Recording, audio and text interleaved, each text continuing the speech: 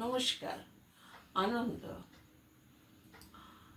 যারা কষ্টের মধ্যে ভালো জিনিস দেখতে জানে তারাই বাঁচতে জানে। একটা কারাগারে দুজন কয়েদি ছিল।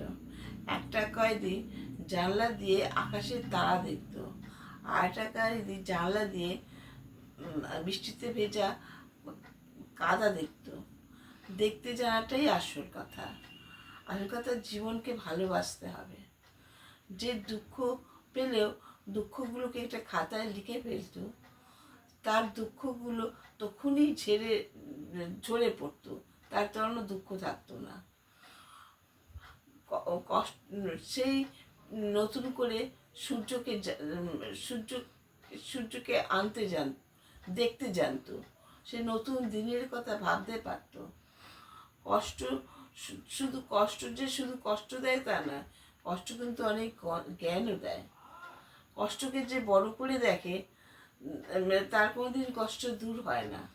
কষ্টের মধ্যেও যে নতুন দিনের জন্য চেষ্টা করে, তারাই হাসতে জানে।